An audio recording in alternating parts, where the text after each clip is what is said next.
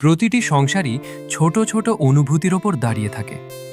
কখনো একটি হাসি সম্পর্ককে বাঁচিয়ে রাখে, আবার কখনো একটি কঠোর কথা সম্পর্কের ভিত কাঁপিয়ে দেয়। আমরা অনেক সময় বুঝতেই পারি না আমাদের বলা একটি রাগের শব্দ কারো হৃদয়ে কত গভীর ক্ষত তৈরি করে। বন্ধুরা, আমি আফান। জীবনের গল্প ইন্সপায়ার বাংলা ইউটিউব চ্যানেলে আপনাদের স্বাগতম। তাহলে চলুন আজকের ভিডিওটি শুরু করা যাক। এই গল্পটি এমন এক দম্পতির যেখানে ভালোবাসা ছিল, যত্ন ছিল, কিন্তু ছিল না সামান্য ধৈর্য আর বোঝাপড়া। একদিন দুপুরে স্ত্রী খুব যত্ন করে স্বামীর জন্য তার পছন্দের খাবার রান্না করছিলেন। সকালে স্বামী বলেছিলেন, আজ একটু ভালো কিছু রান্না করো। স্ত্রীও হাসি মুখে বলেছিলেন, তোমার পছন্দেরটাই করব। কিন্তু অসাবধানতাবশত তরকারিতে লবণ একটু বেশি হয়ে গেল। স্বামী প্রথম লোকমা মুখে দিয়েই মুখ গম্ভীর করে ফেললেন। এটা কি রান্না করেছ? এত লবণ? একটা সাধারণ রান্নাও ঠিকমতো করতে পারো না? স্ত্রী আস্তে করে বললেন, ভুল হয়ে গেছে, আমি ঠিক করে দিচ্ছি। কিন্তু স্বামী আর কিছু শুনলেন না। রাগে খাবার না খেয়েই অফিসে চলে গেলেন। স্ত্রী দরজার পাশে দাঁড়িয়েছিলেন, তার চোখে পানি, কিন্তু মুখে কোনো অভিযোগ নেই। অফিসে গিয়ে স্বামী নিজের কাজে ব্যস্ত হয়ে গেলেন। এদিকে স্ত্রী বারবার ফোন করলেন, তিনি ধরলেন না। পরে একটি মেসেজ এলো, মিটিংয়ে আছি, ডিস্টার্ব করো না। স্ত্রীর বুকের ভেতরটা হাহাকার করে উঠল। তিনি একা বসে পুরনো ছবিগুলো দেখতে লাগলেন। বিয়ের দিনের ছবি, প্রথম ঈদের ছবি, প্রথমবার একসাথে বাইরে ঘুরতে যাওয়া। চোখের পানি গড়িয়ে পড়তে লাগল। সন্ধ্যায় আবার ফোন করলেন। স্বামী বিরক্ত স্বরে বললেন, কি হয়েছে আবার?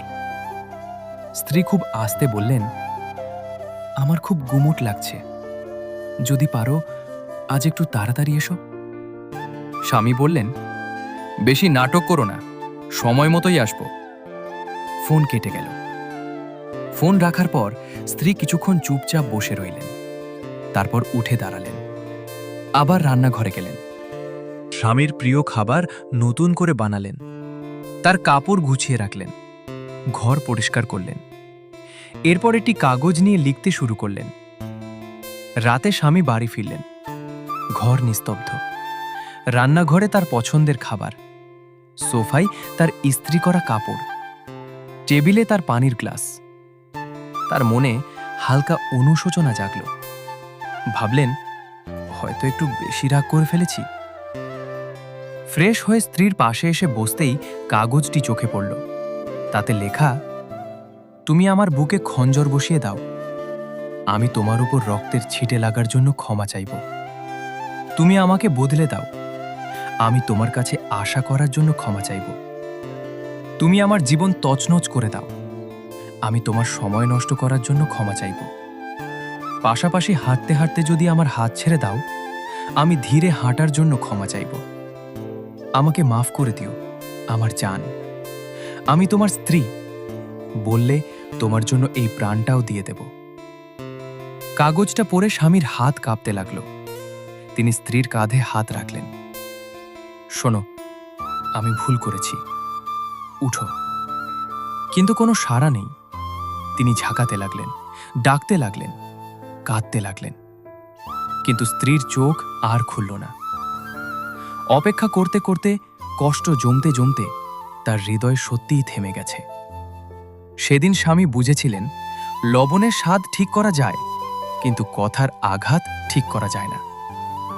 রাগের মুহূর্তে বলা একটি বাক্য কখনো কখনো কারো পুরো জীবনটাকেই নিঃশেষ করে দিতে পারে। আমরা প্রায়ই ভাবি, সে তো আমারই মানুষ, কোথায় যাবে? কিন্তু ভুলে যাই, প্রিয় মানুষরাও একদিন চুপচাপ চলে যায়, আর তখন অনুশোচনা ছাড়া কিছুই থাকে না। ভালোবাসা মানে শুধু অধিকার নয়, বোঝাপড়া। শব্দ বেছে বলুন, কারণ কখন কোনো কথাই শেষ কথা হয়ে যায় আমরা কেউ জানি না।